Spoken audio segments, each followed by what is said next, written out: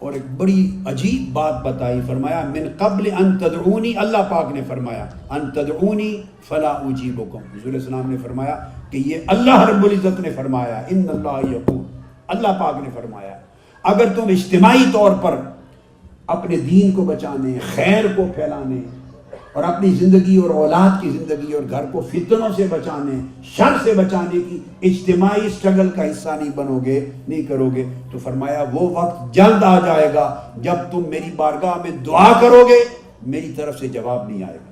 ہر شخص مجرم ہوگا کہ اس نے اجتماعی اسٹرگل نہیں کی ہے، خیر کے لیے حصہ نہیں بنا، تو تم دعا کرو گے جواب نہیں آئے گا۔ وَتَسْأَلُونِي فَلَا أُعْطِيكُمْ، تم مانگو گے تمہیں دیا نہیں جائے گا۔ وَاسْتَنصِرُونِي فَلَا أَنصُرُكُمْ، تم مدد طلب کرو گے تمہاری مدد نہیں کی جائے گی۔ اس لیے کہ ایک وقت ہوتا ہے، آپ اولاد کے معاملات کو بھی دیکھتے ہیں، ایک سٹیج ہوتی ہے جس وقت، جس سٹیج تک آپ اولاد کو خیر کی راہ پہ لگا سکتے ہیں۔ جب وہ وقت گزر جاتا ہے تو آپ کو عمر بھر کی پریشانی اور دکھ کے سوا کچھ نہیں ملتا۔ آپ ایک ٹائم ہے، اور کوئی کام زندگی میں بغیر محنت کے نہیں ہوتا۔ میں نے دو باتیں کی، ایک محنت اور ایک اجتماعی کاوش، محنت اور اجتماعی کاوش۔ آپ ریاستیں اور حکومتیں اور ملکوں کے نظام بھی اچھا بنانا چاہتے ہیں تو انڈیویجول کیپیسٹی میں کچھ نہیں بن سکتا، آپ کو کولیکٹیو ایفرٹ کرنی پڑتی ہے۔ اسی طرح دین بچانا چاہتے ہیں، خیر کی ویلیوز پیدا کرنا چاہتے ہیں، شر سے بچانا چاہتے ہیں، اپنی دین کو، خیر کو زندگی میں لانا چاہتے ہیں، اولادوں نسلوں کی زندگی میں لانا چاہتے ہیں، کولیکٹیو ایفرٹ، مسلسل اسٹرگل، کوشش اور کولیکٹیو کوشش، دو باتیں۔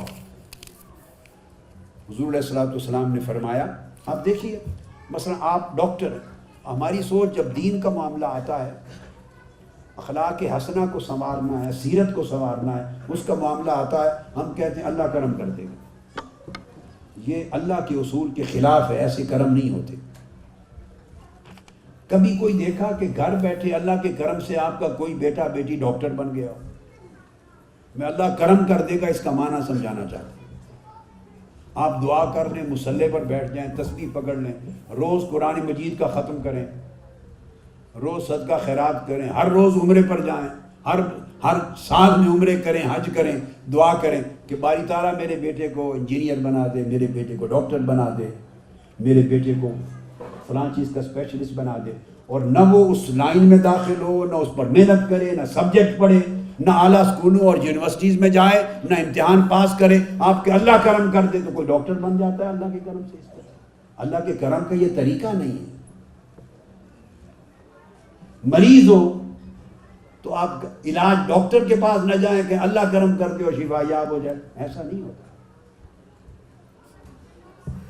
ہر فیلڈ میں، ہر سبجیکٹ میں آپ کو داخل ہو کر اس پر محنت کرنی پڑتی ہے، اور تسلسل سے سال ہا سال کی محنت ہوتی ہے، گریجولی ریزلٹ آتے ہیں۔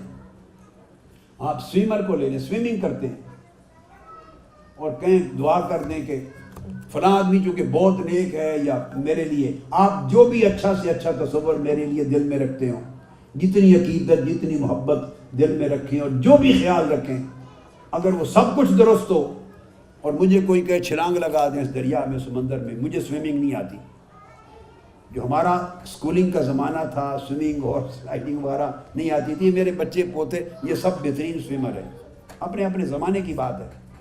تو مجھے کوئی کہہ دے بھئی آپ سمجھیں کہ چونکہ اس طرح کے آدمی ہیں تو انشاءاللہ اللہ کے کرم سے یہ پار بھی لگ جائیں گے، تو میں نے کیا سوئمنگ کرنی ہے، وہ سارا ہی پار ہو جائے گا۔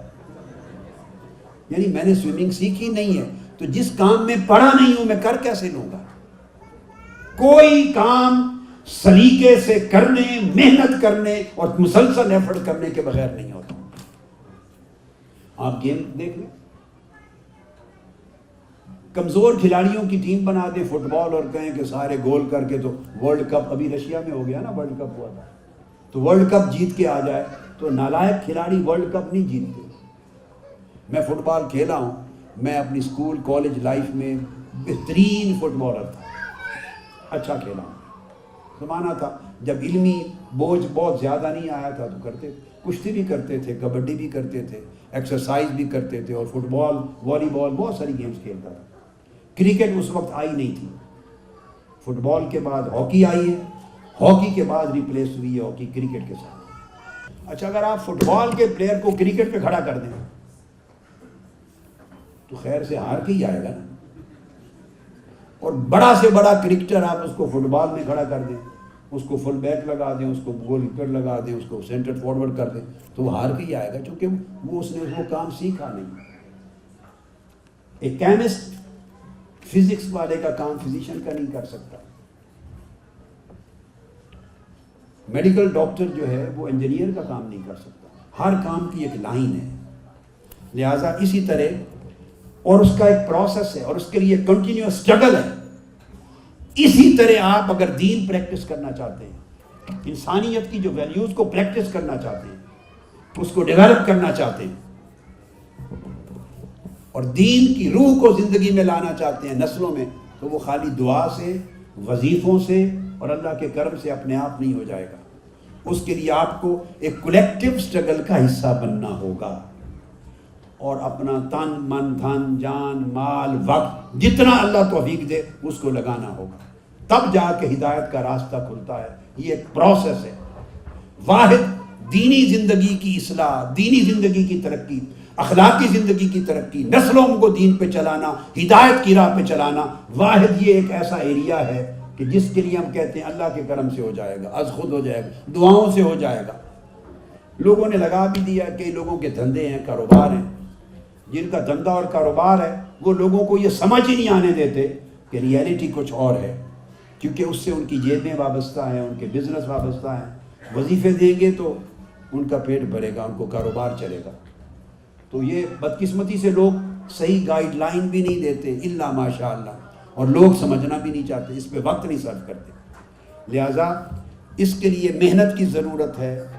حضور علیہ الصلوۃ والسلام نے فرمایا کہ اگر، حدیث پاک میں سیدنا ابو بکر صدیق رضی اللہ تعالیٰ عنہ کی روایت، آپ نے ارشاد فرمایا کہ اگر تم دیکھو کہ برائیاں فروغ پا رہی ہیں، شر فروغ پا رہا ہے زندگی میں، اور خیر کمزور ہوتی جا رہی ہے، اپنی زندگیوں سے، آپ کی اولاد کی زندگیوں سے، گھر سے، سوسائٹی سے خیر کمزور ہوتی جا رہی ہے، اور آپ اس کے لیے سٹرگل نہ کریں، شر کو مٹانے اور خیر کو بڑھانے کے لیے زندگی میں اگر آپ ایفرٹ نہ کریں، تو حضور علیہ السلام نے فرمایا اوشک ان یؤمہم اللہ بعقاب منہ، قریب ہے کہ اللہ پاک سارے لوگوں کو عذاب میں مبتلا کر دے گا۔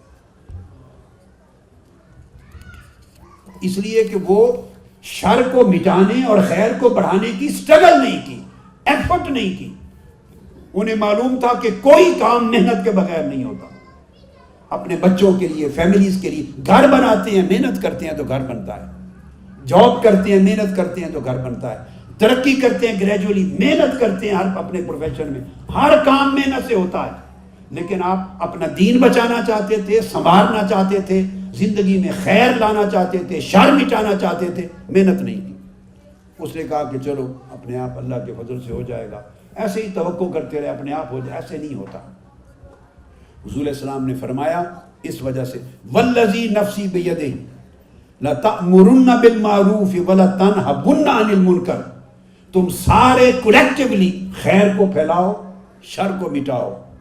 اگر ایسا نہیں کرو گے لَيُوشِكَنَّ اللَّهُ أَن يَبْعَثَ عَلَيْكُمْ عِقَابًا مِّنْهُ ثُمَّ تَدْعُونَهُ فَلَا يُسْتَجَابُ لَكُمْ، اگر ایسا نہیں کرو گے تو اللہ رب العزت ان قریب تمہارے اوپر ایسی ناراضگی اور عذاب بھیجے گا کہ پھر تم اللہ سے دعا کرو گے، قبول نہیں کی جائے گی۔ حتیٰ کہ یہاں تک ارشاد فرمایا ثُمَّ يَدْعُو خِيَارُكُمْ فَلَا يُسْتَجَابُ لَكُمْ، جب پوری قوم یا پورا طبقہ یا سوسائٹی یا کمیونٹی جہاں بھی آپ رہ رہے ہیں، من حیث الکل جب اپنا خیر کا فریضہ انجام دینے سے غافل ہو اور شر کو روکنے کے لیے اپنی سٹرگل نہ کرے، تو فرمایا پھر جب اللہ پاک پھر تمہاری دعاؤں کی قبولیت کو روک دیتا ہے، پھر اولیاء اور صالحین اور نیک بندے بھی اللہ سے دعا کریں گے تو اللہ پاک قبول نہیں کرے گا، روک دے گا۔ اس لیے کہ جن کے لیے کر رہا ہے وہ حقدار نہیں، انہوں نے ایفرٹ نہیں کی خیر کو پھیلانے اور شر کو مٹانے کے لیے، اپنا فرض ادا نہیں کیا۔ یہ وہ اسی طرح حضور علیہ السلام نے فرمایا جو ایک شخص کسی قوم میں، ایک کمیونٹی میں، ایک سوسائٹی میں رہتا ہے اور وہاں گناہ کا، نافرمانی کا، گناہ کا راستہ ہموار ہو رہا ہے، اور وہ چاہیں تو ایفرٹ کر کے اس شر کو روک سکتے ہیں، شر کو، ایول کو، برائی کو روک سکتے ہیں، اور اچھائی کو اپنی زندگی میں، اپنے بچوں کی زندگی میں فروغ دے سکتے ہیں، مگر رسول اللہ علیہ السلام نے فرمایا فلا یغیر، مگر انہوں نے کوشش نہیں کی تو اللہ پاک ان کے مرنے سے پہلے مختلف قسم کی تکلیفوں میں، عذاب میں، پریشانیوں میں مبتلا کرتا ہے۔ یہ ایک نظام قدرت ہے، ایک نظام قدرت ہے۔ اس لیے میری نصیحت اور میسج یہ بھی ہے کہ آپ جہاں ہیں، جہاں زندگی کے باقی فرائض انسان ادا کرتا ہے اور اپنا ٹائم نکالتا ہے، وہاں اپنے دین کی حفاظت، اپنے ایمان کی حفاظت، اپنے بچوں کے لیے، اپنے لیے، اپنے گھر کے لیے، اور خیر کی ویلیوز کو پروموٹ کرنا اور شر کے فتنوں سے اپنے آپ کو بچانا، اس کے لیے کولیکٹیو ایفرٹ ہے۔ اور کولیکٹیو ایفرٹ آرگنائزڈ ایفرٹ ہوتی ہے، آرگنائزڈ۔ وہ میں نے عرض کیا کہ تنہا فرد قائم، ربط ملت سے ہے تنہا کچھ نہیں۔ موج ہے دریا میں اور بیرون دریا کچھ نہیں۔ موج بھی دریا میں ہو تو طاقتور ہوتی ہے، دریا سے باہر ہو اکیلی تو موج بھی نہیں ہوتی۔ شاخ بھی درخت سے لگی اور جڑی ہو تو اس پہ پھل لگتا ہے، اور درخت سے کٹ جائے، تنہا شاخ رہ جائے تو ہریالی بھی نہیں رہتی، پھل بھی نہیں لگتا۔ لہٰذا آپ ایک کولیکٹیو ایفرٹ کا حصہ بنیں۔ یہ دین کے لیے، میں دین کی بات کر رہا ہوں، اپنے دین اور ایمان کے لیے، دینی قدروں کے لیے، اس تعبیر کے مطابق جو میں نے آپ کو سمجھائی ہے، محض رسمی چیز نہیں جس سے نفع اور فیض نہ ملے، اس کی حصہ ایفرٹ کو بنیں۔ چوز کرنا آپ کا کام ہے، آپ چوز کریں کون سی ایفرٹ کولیکٹیو اچھی ہے، کون سی بہت بہتر ہے، کون سی آپ کی طبیعتوں کو سوٹ کرتی ہے، کون سی ایفرٹ سوٹ نہیں کرتی، کس جگہ آپ جڑ کے کام کریں گے تو اچھے نتائج آئیں گے، بچوں کے لیے مستقبل سنورے گا، کس جگہ نہیں ہوگا، یہ ڈیسیژن آپ کو کرنا ہے۔ میں نے آپ کو تھیم دیا ہے، مین میسج دیا ہے کہ تنہا نہ رہیں، جڑیں ایک کولیکٹیو ایفرٹ کے نظام کے ساتھ، آرگنائز کولیکٹیو ایفرٹ کریں۔ تو آج پیغام دو تھے، ایک اخلاق حسنہ کا، انسانی ہیومن ویلیوز کا، انسانی اخلاق کا کہ وہ دین کی روح ہے، اور ایک دین کو بچانے کے لیے کولیکٹیو آرگنائزڈ ایفرٹ کا حصہ بننے کا، تاکہ آپ پروموٹ کر سکیں اس خیر کو، اللہ پاک خیر کا راستہ کھولے اور اس خیر کو آگے پروموٹ نسلوں تک بڑھا سکیں، اور وہ جو خیر ہے دین پر مبنی، اس کو زندگی میں پریکٹیکلی لائیں، اور وہ خلق حسن ہے، اور دوسرے کی برائیوں کو نہ دیکھیں۔ آخری حصہ میں کنکلوڈ کر رہا ہوں، اپنی زندگی کو ہمیشہ پازیٹیو بنائیں۔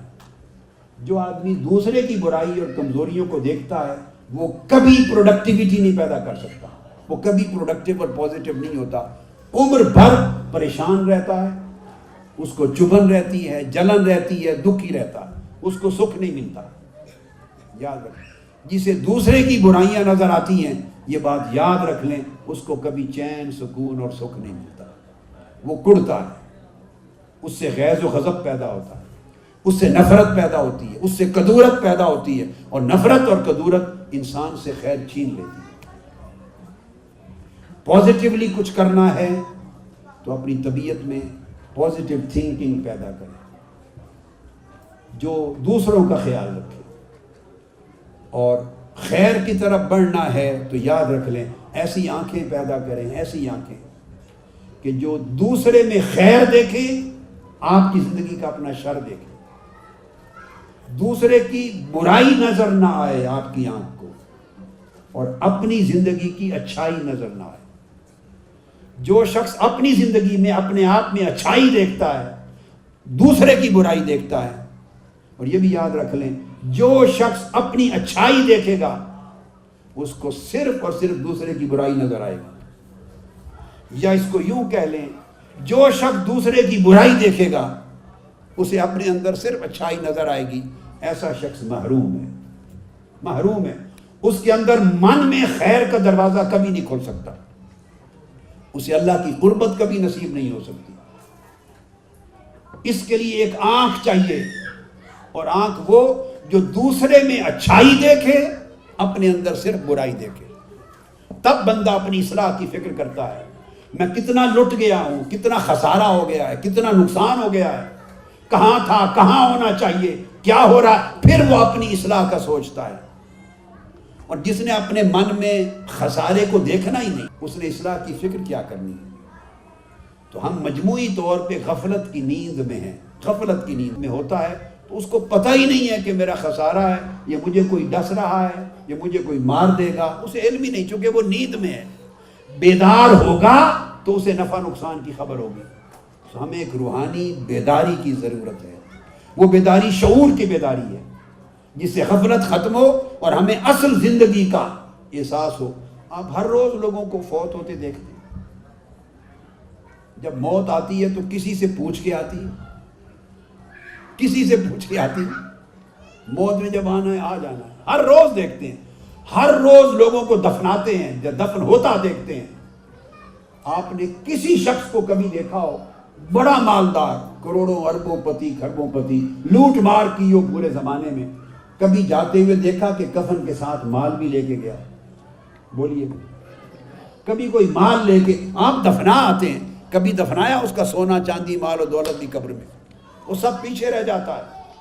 عمر بھر جو کماتا رہا، لوٹتا رہا، اس کے ساتھ کچھ نہیں جانا، اور جن کے لیے چھوڑ گیا اس نے مٹی میں دفنا کے آ جانا۔ یہ صرف فکس کرنا ہے اپنی سوچ کو، زاویہ نگاہ کو۔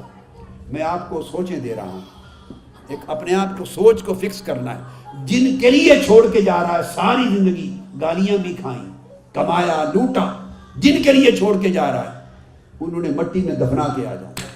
وہ جو محلات بنائے تھے، کوئی محل ساتھ نہیں جانا، قبر میں مٹی میں دفن کر کے آ جائیں گے۔ اور جن کے لیے عمر بھر کمایا تھا، جب ڈیتھ ہو جاتی ہے تو انہوں نے 2 گھنٹے بھی نہیں رکھنا گھر میں۔ یہ ہر شخص پر وارد ہونے والا ہے، ہر شخص کے ساتھ بیتنے والا۔ 4 گھنٹے بھی نہیں رکھنا گھر میں۔ وہ جن کو سینے سے لگا کے آپ دودھ پلاتی تھی، جن کو پالا تھا گود میں، جن بچوں کے لیے ساری رات جاگتی تھی اور ساری عمر کی کمائی لگائی تھی، پڑھایا تھا، جوان کیا تھا، پالا تھا، پھر ان کے بچے، ان کے لیے گھر، سارا کچھ بنایا تھا، وہ آپ کو اپنی جان زندگی کہتے تھے، آپ ان کو ان کے اوپر جان زندگی نچھاور کرتے تھے۔ رشتہ دیکھیے کیسے ٹوٹتا ہے، بس روح پرواز کرنے کی دیر ہے۔ انہوں نے کہنا ہے 2 گھنٹے میں کہ میت کو لے جائیں، دیر ہو رہی ہے۔ سارے جہان نے کہنا، وہ کہاں گئی محبتیں، وہ کہاں گئے مادی خونی رشتے؟ کسی نے کہنا ہے کہ چلو میرا باپ گیا ہے، میری ماں بڑی میری محبت تھی تو میں نہیں جا، 7 دن رکھ لوں میں گھر میں، ہفتہ رکھ لوں، 2 دن رکھ لوں، کیا کہیں گے؟ نہیں، بدبو آ جائے گی۔ اب انہیں سمیل کی فکر ہے، اور واقعہ بھی اس طرح ہے۔ جو گھر آپ کا بنایا ہوا ہے، ان کا ایک پیسہ نہیں ہے، اس گھر میں کوئی نہیں رکھے گا ایک لمحے کے لیے، نکالو، وہاں دفنا کے آ جائیں گے، وہ غربت خانہ، وہ قبر جس کو کہتے ہیں، اور ساتھ کچھ نہیں جائے گا۔ یہ ایک زندگی کا اینڈ ہے۔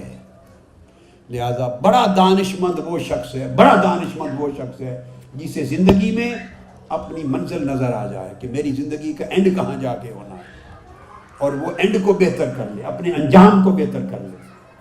اس انجام کے بہتر کرنے کے لیے میں نے 3-4 مختلف ایسپیکٹ جو ہیں وہ سارے آپ کو سکھائے اور بتائے، اور ایسے لوگ ہوئے اس طرح کہ ایک میں آپ کو واقعہ حضرت عبداللہ بن جعفر کا سنا کے، یہ میرا بڑا مرغوب، میرا پیارا واقعہ ہے، مجھے خود اس میں حظ اور کیف آتا ہے۔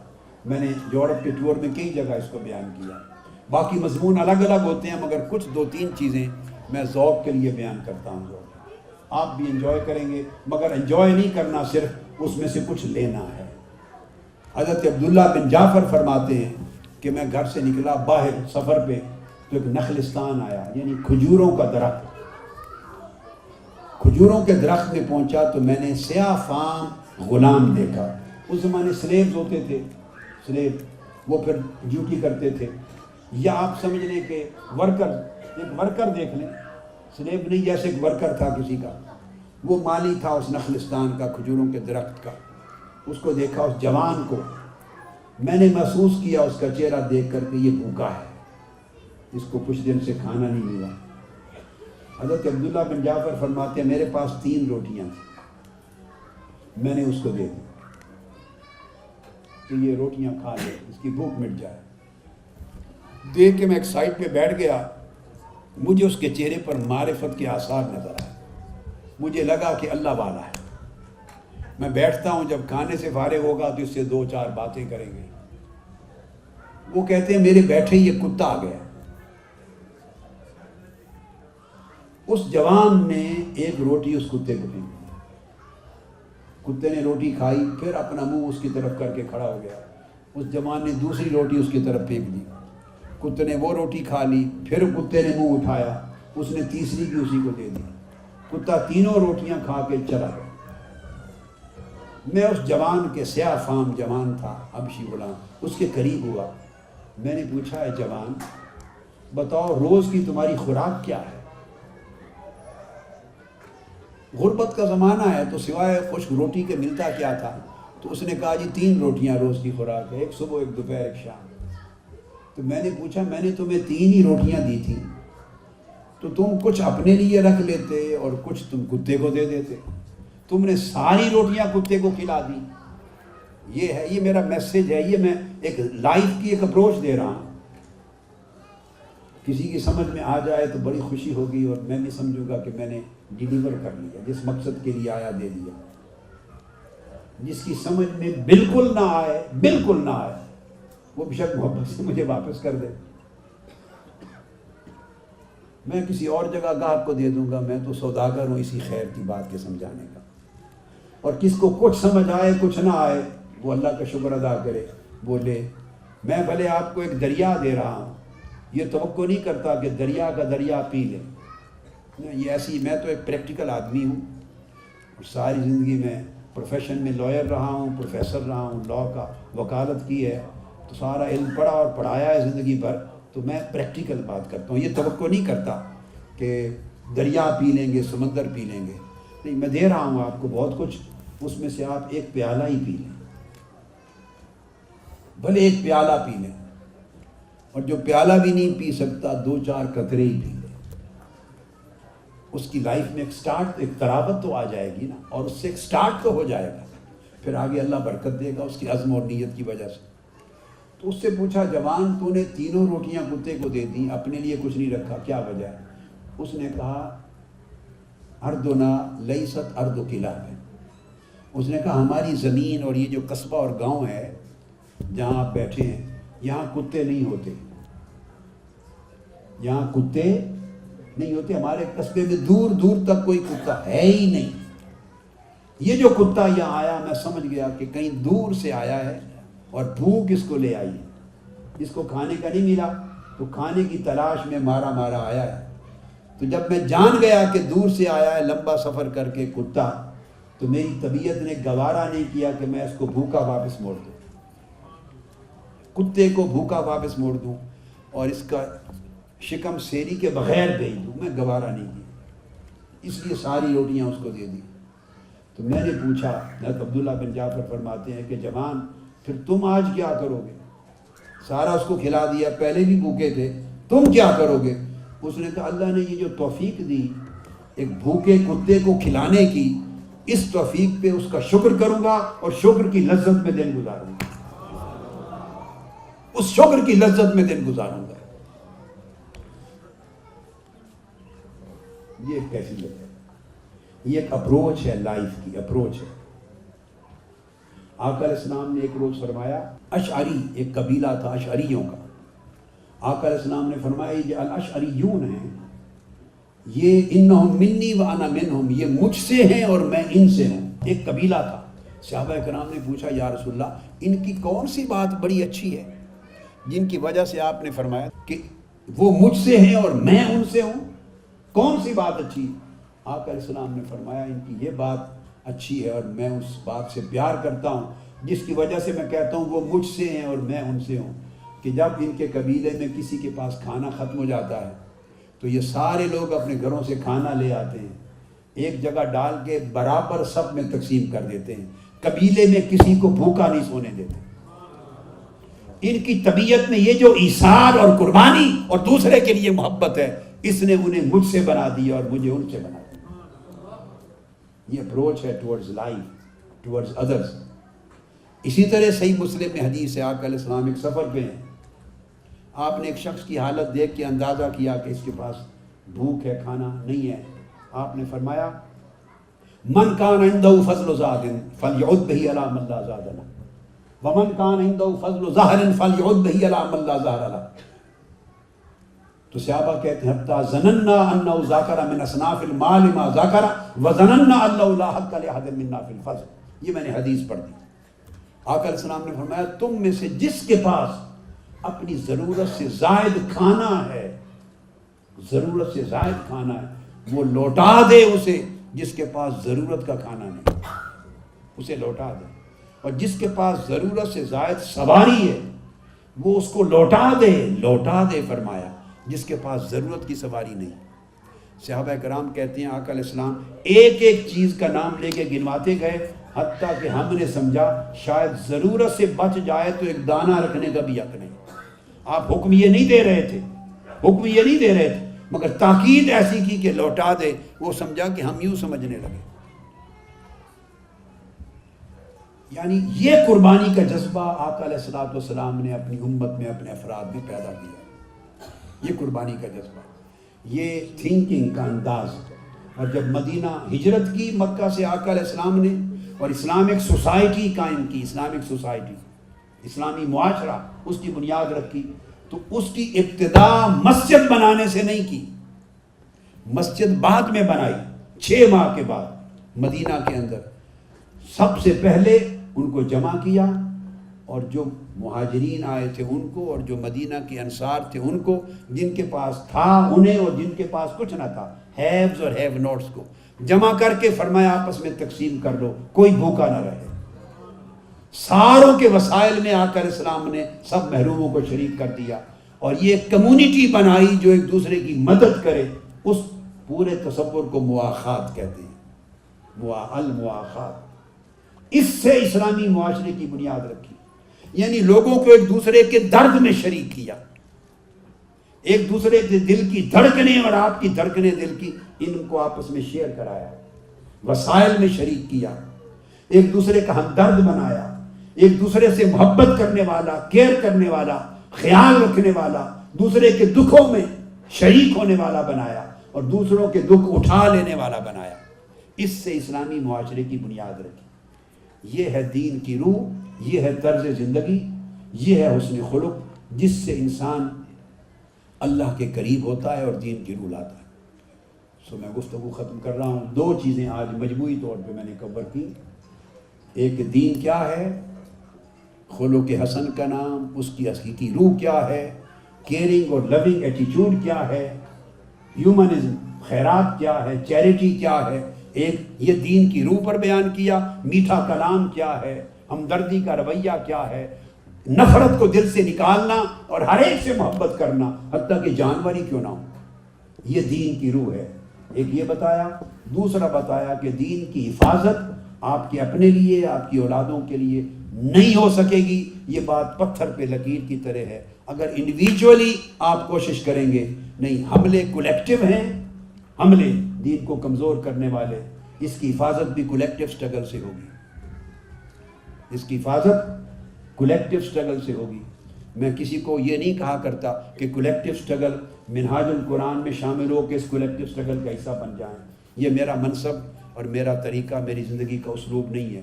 میں بنیادی شعور بیدار کرتا ہوں. یہ فیصلہ آپ کو کرنا ہے. ہر ایک سے بہتر کام کرنے والے ہیں. اگر دین کی بہتر حفاظت کسی اور پلیٹ فارم سے ہو رہی ہو تو اسی کو جوائن کریں.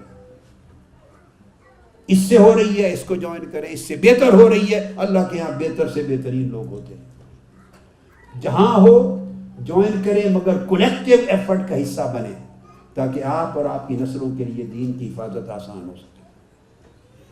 اللہ رب العزت آپ کو خوش رکھے، سلامت رکھے، آباد رکھے، ایمان اور عمل صالح کی خیرات کے ساتھ رکھے، اور آپ کی نسلوں کو بھی خیر پہ رکھے. والسلام علیکم ورحمۃ اللہ وبرکاتہ. وما علینا الا البلاغ.